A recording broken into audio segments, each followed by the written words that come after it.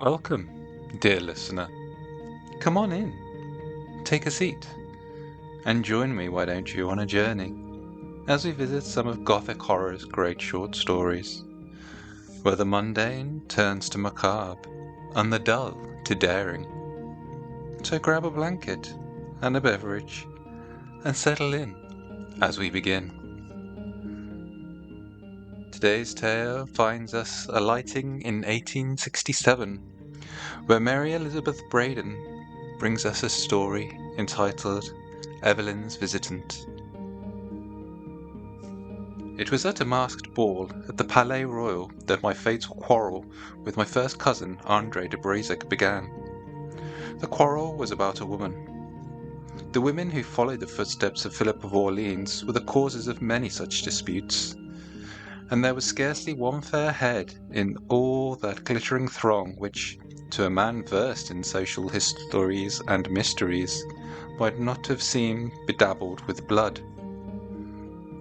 I shall not record the name of her for love of whom Andre de Brazac and I crossed one of the bridges in the dim August dawn on our way to the waste ground beyond the church of Saint-Germain-des-Prés. There were many beautiful vipers in those days, and she was one of them.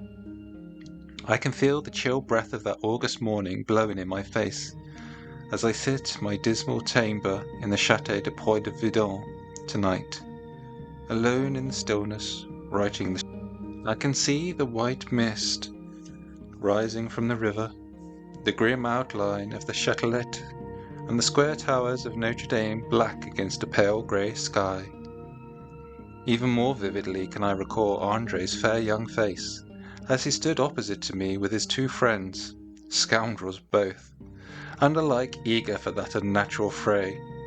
We were a strange group to be seen in a summer sunrise, all of us fresh from the heat and clamour of the Regent's saloons. Andre in a quaint hunting dress copied from a family portrait at Puy-de-Verdun.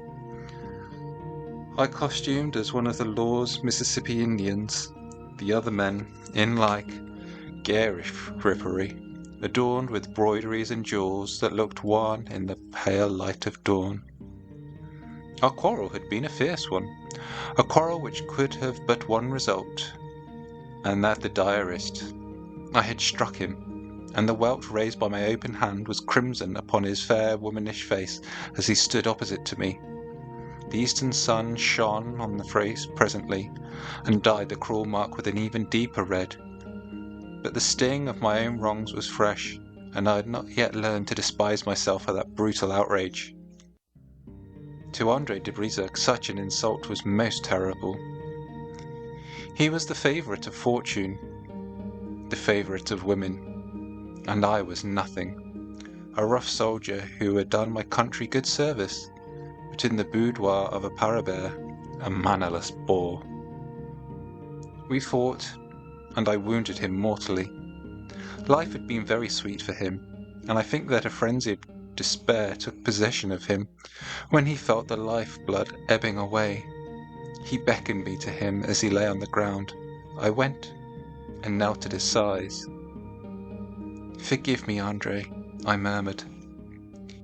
He took no more heed of my words than if the piteous entreaty had been the idle ripple of the river near at hand. "Listen to me, Hector de Brazac," he said.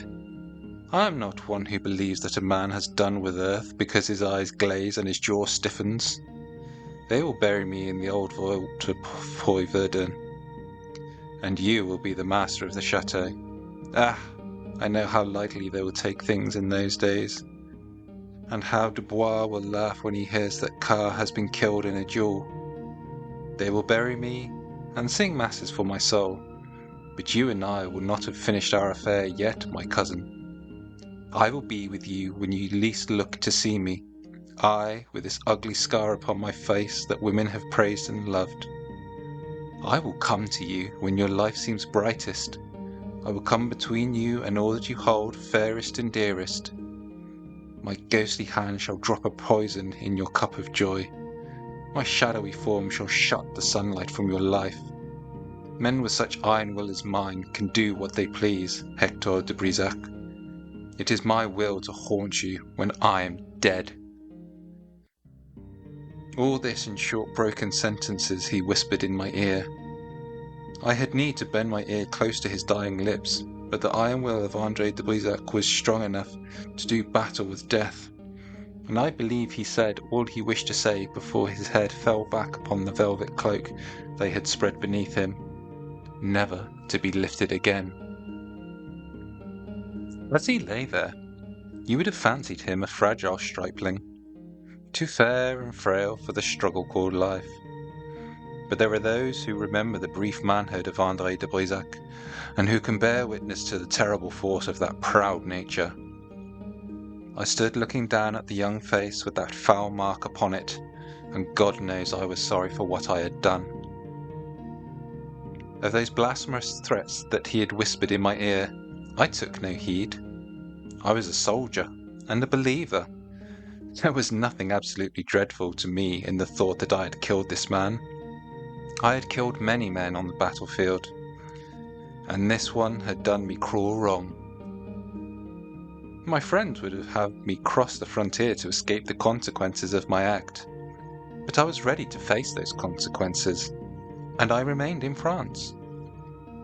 I kept aloof from the court, and received a hint that I had best confine myself to my own Provence.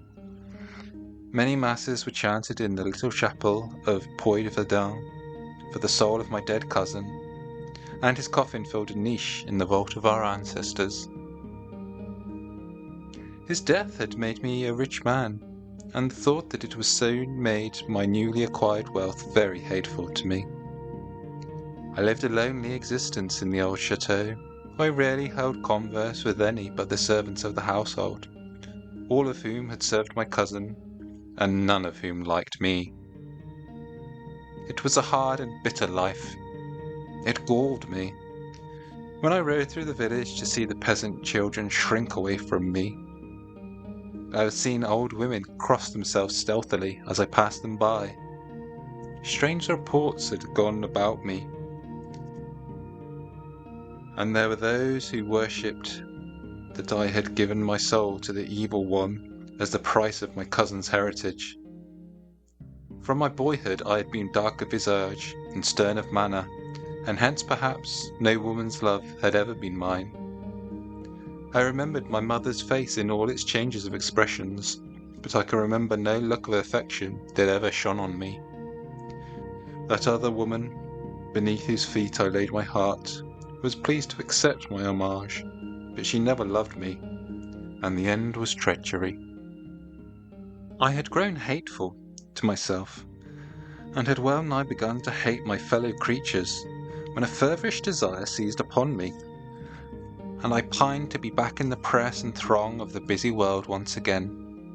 I went back to Paris, where I kept myself aloof from the court, and where an angel took compassion upon me. She was the daughter of an old comrade, a man whose merits had been neglected, whose achievements had been ignored, and who sulked in his shabby lodging like a rat in a hole, while all Paris went mad with the Scotch financier, and gentlemen and lackeys were trampling upon one another on the Rue Quincampoix. The only child of this cross-grained old captain of dragoons was an incarnate sunbeam, whose mortal name was Eveline du Chalet. She loved me. The richest blessings of our lives are often those which cost us least. I wasted the best years of my life in the worship of a wicked woman, who jilted and cheated me at last. I gave this meek angel but a few courteous words, a little fraternal tenderness, and lo, she loved me. The life which had been so dark and desolate grew bright beneath her influence, and I went back to Verdun with a fair young bride for my companion.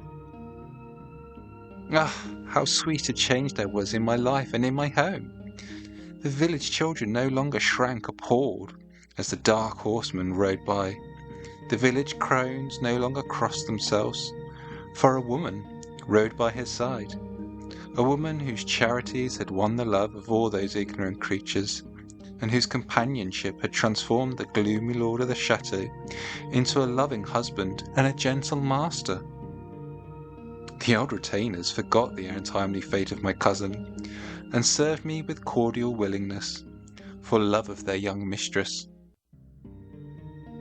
There are no words which can tell the pure and perfect happiness of the time.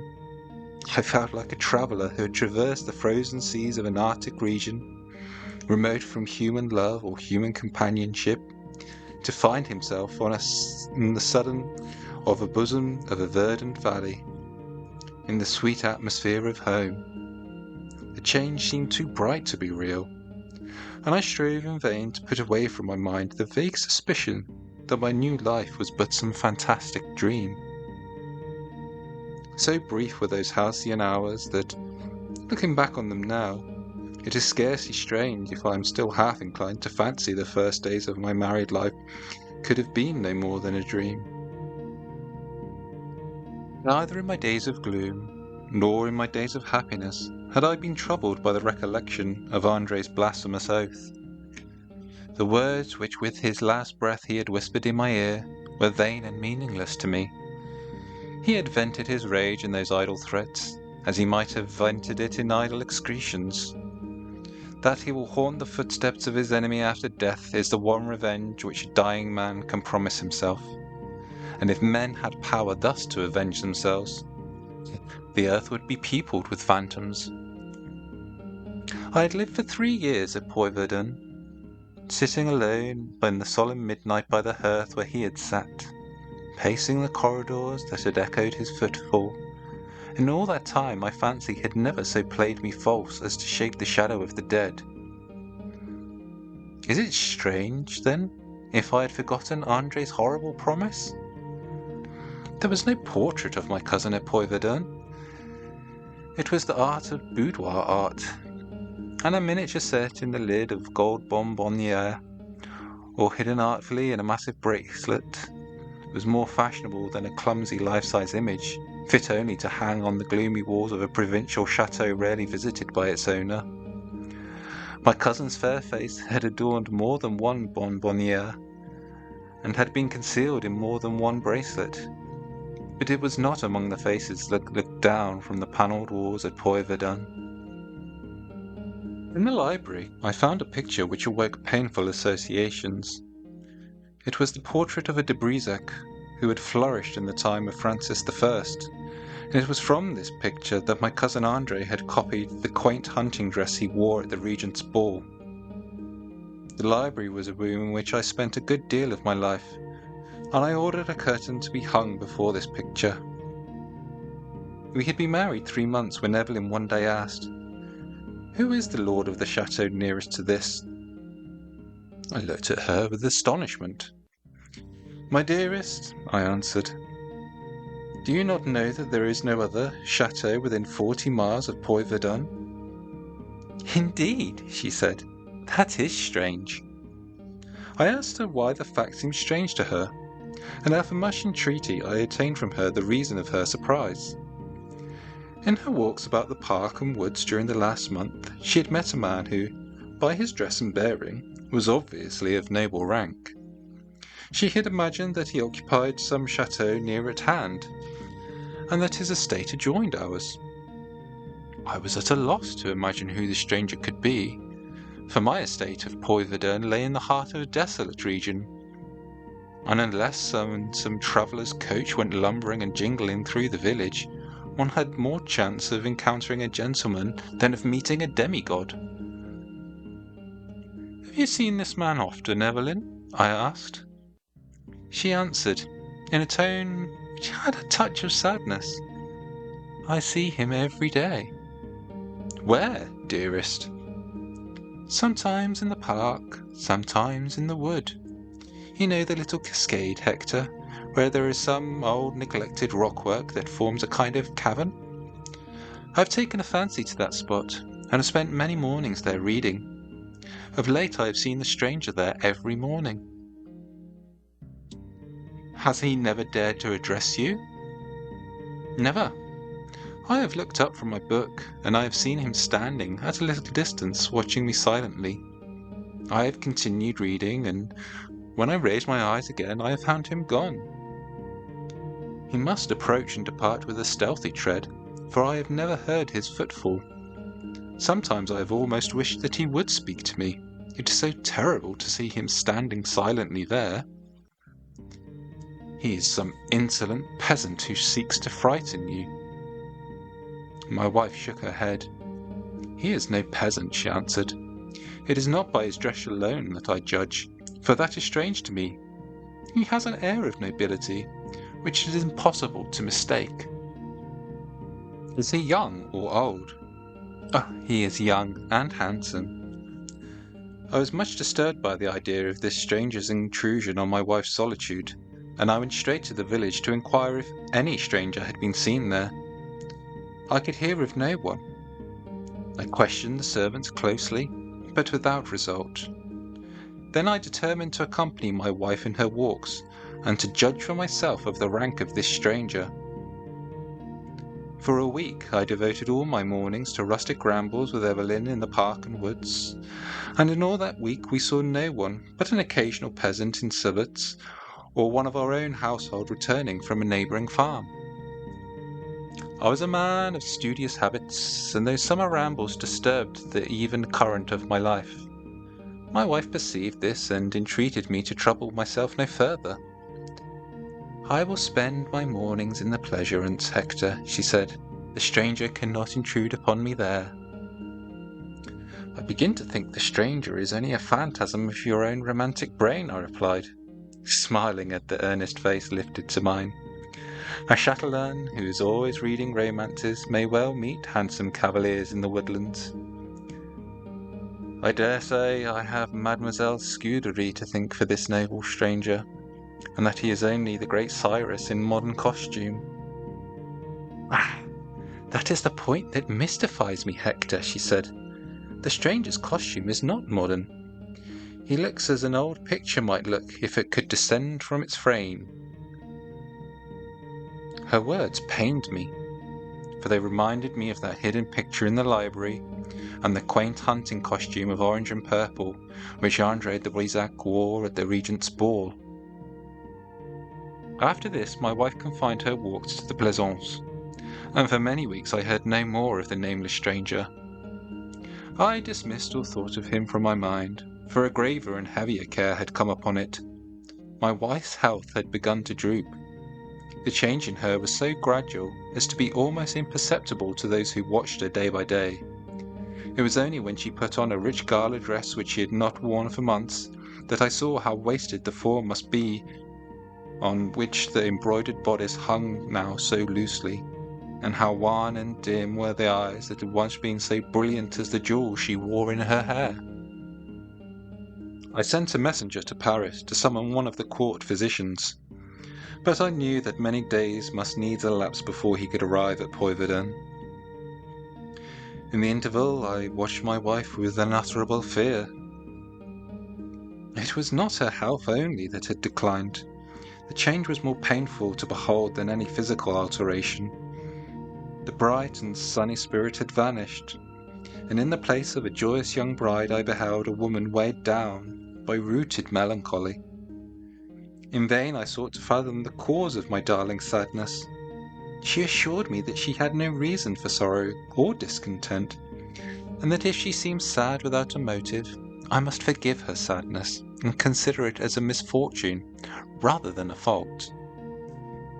I told her that the court physician would speedily find some cure for her despondency, which must needs arise from physical causes, since she had no real ground for sorrow. But although she said nothing, I could see she had no hope or belief in the healing powers of medicine. One day, when I wished to beguile her from that pensive silence in which she was wont to sit an hour at a time, I told her, laughing, that she appeared to have forgotten her mysterious cavalier of the wood, and it seemed also as if he had forgotten her. To my wonderment, her pale face became of a sudden crimson, and from crimson changed to pale once again in a breath. "You have never seen him since you deserted your woodland grotto?" I said. She turned to me with a heart-rending look. "Hector," she cried, "I see him every day, and it is that which is killing me." She burst into a passion of tears when she said this. I took her in my arms as if she had been a frightened child, and tried to comfort her. "My darling, this is madness," I said. You know that no stranger can come for you in the Pleasance. The moat's 10 feet wide and always full of water, and the gates kept locked day and night by the old Masseau. A chatelaine of medieval fortress need fear no intruder in her antique garden. My wife shook her head sadly. I see him every day, she said. On this I believed that my wife was mad. I shrank from questioning her more closely concerning her mysterious visitant. It would be ill, I thought, to give a form and substance to the shadow that tormented her by too close inquiry about its look and manner, its coming and going. I took care to assure myself that no stranger to the household could by any possibility penetrate to the Pleasance. Having done this, I was fain to await the outcoming of the physician. He came at last. I revealed to him the conviction which was my misery. I told him that I believed my wife to be mad. He saw her, spent an hour alone with her, and then came to me. To my unspeakable relief, he assured me of her sanity. It is just possible that she may be affected by one delusion, he said, but she is so reasonable on all other points that I scarcely bring myself to believe that her subject of a monomania.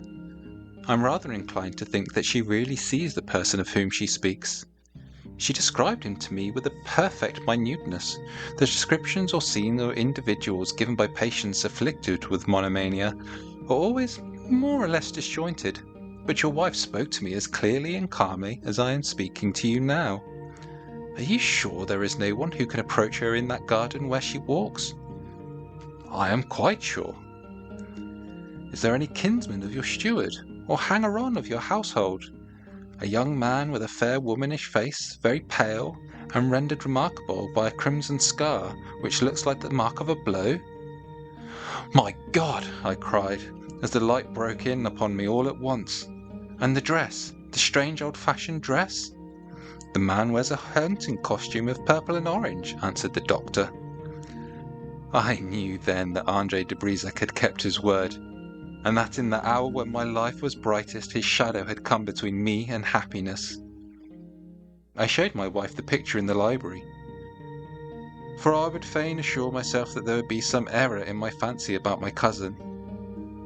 She shook like a leaf when she beheld it, and clung to me convulsively.